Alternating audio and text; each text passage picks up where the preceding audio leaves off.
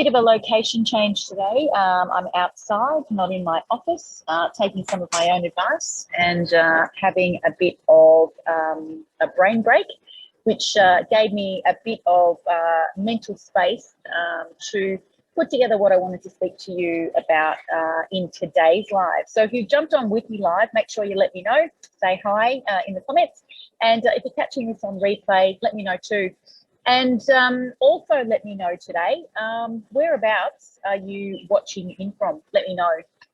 So we're talking about leadership this month. As you would know, if you've been tuned in and caught our last half dozen or so videos. And what I'm talking to you about today is the fact that your team is always watching you. They are looking for cues as to what you tolerate. They are not always necessarily listening to what you preach. And this is true for what they see you tolerate of the rest of the team, and also what they see you tolerate from customers. So what I mean by that with customers is that they will look to see how you allow customers to treat yourself and other team members, other customer-facing team members. And they will form an opinion about that, and that opinion will come with or without a certain amount of respect for you. So it's really important when we're thinking about leadership that we consider what message are we putting off to our team about what they can expect.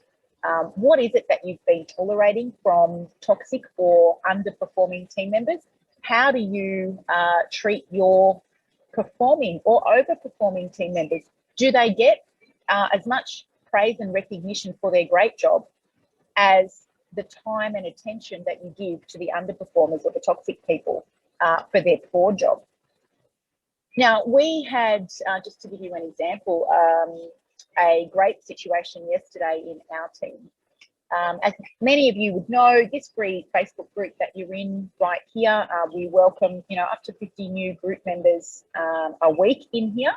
And we encourage you often, if you know that there's an issue in your business or you're unsure of what your next step in business is, to book in to have an initial phone chat with our membership team.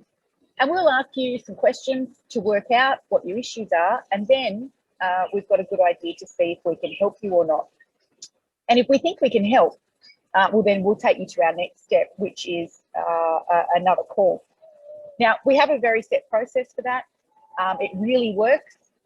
We have some absolutely amazing clients that come through that process and get great results.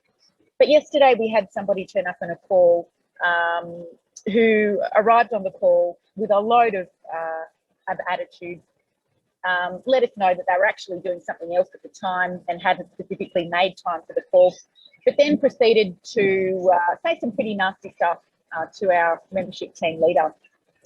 Our membership team leader flagged that call with us in the senior leadership team. We went back and listened to it. And overnight, we received a complaint from the person that was on that call saying that we were dodgy, shady, and some other not very nice words.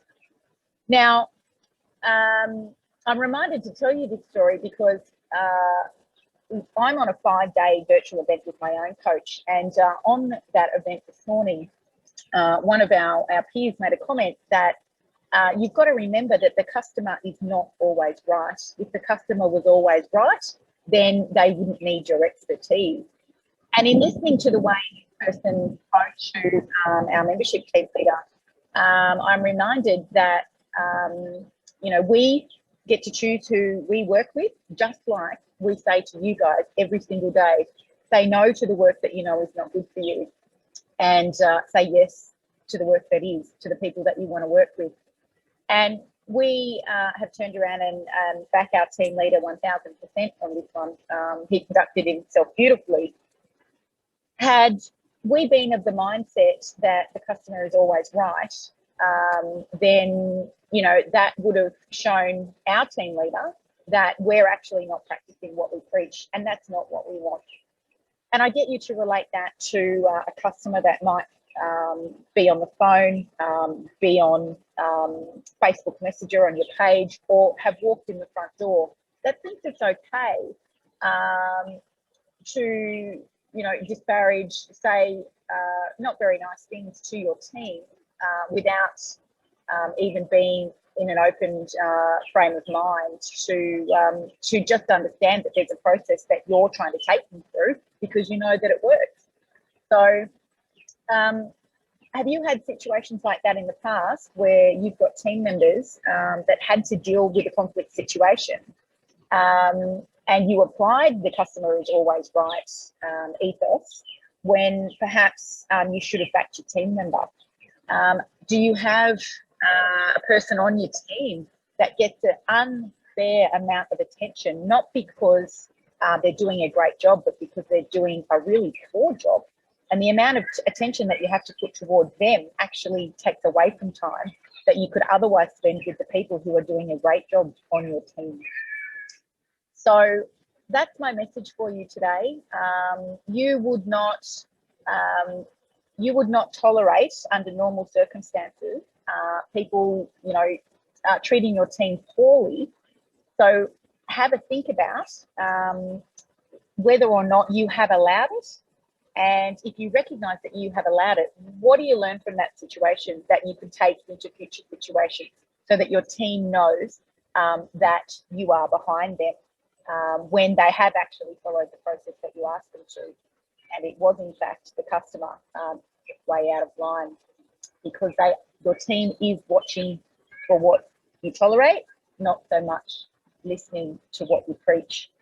Now, we've removed that person from our Facebook group.